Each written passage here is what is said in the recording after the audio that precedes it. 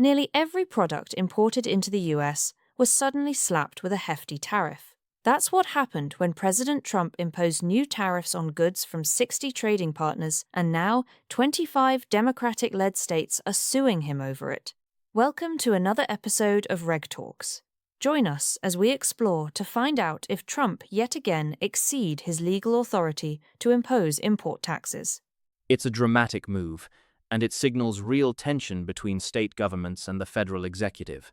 I'm here today to break down what's at stake, why these states are challenging the tariffs, and how this fits into Trump's broader trade strategy.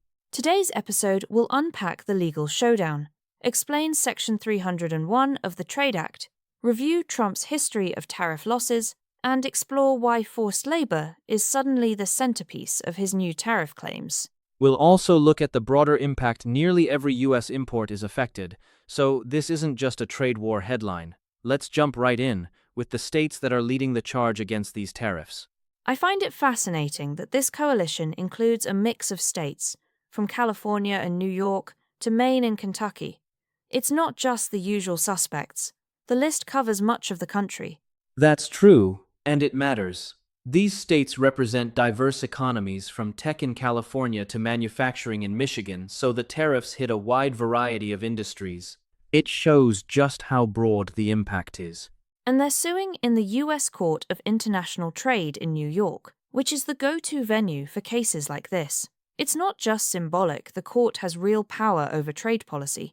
Absolutely. And by acting together, these states add weight to the argument that Trump's tariffs go far beyond what the law allows. Speaking of legal limits, let's talk about the actual authority behind these tariffs. Section 301 of the Trade Act gives presidents power to retaliate against unfair trade practices, but it's usually targeted like a single nation or industry. Trump, however, used it to hit more than 99% of U.S. imports. That's what's so controversial. Earlier this year, the Supreme Court ruled against Trump's widest tariffs, saying the International Emergency Economic Powers Act, or IEEPA, didn't give him authority for unilateral tariffs. After that loss, Trump switched to Section 301, hoping its broader history would protect him. But the states argue this isn't what Section 301 was meant for. They claim he's stretching its scope as a workaround. The administration's justifying the new tariffs with forced labor concerns, but critics say that's just a new label for old tactics.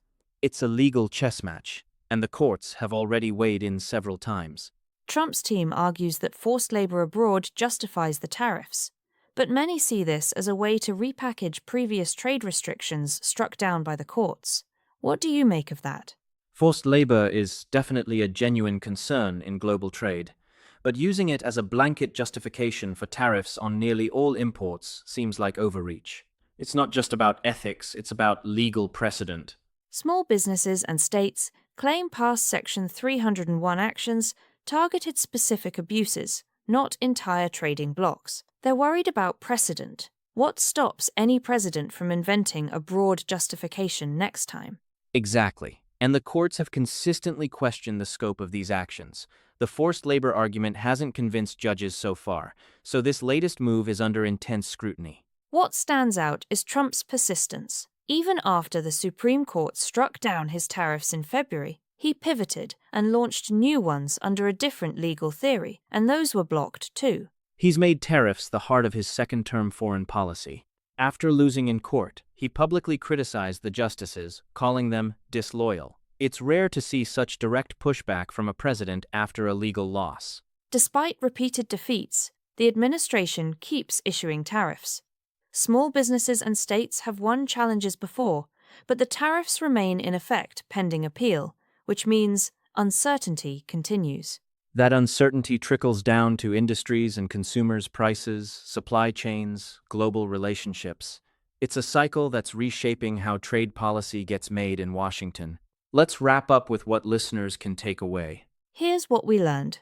First, 25 states are united against Trump's latest tariffs, showing how broad and bipartisan trade concerns are. Second, legal battles hinge on whether Section 301 really allows sweeping tariffs. Third, forced labor is at the center, but the courts are skeptical it justifies everything.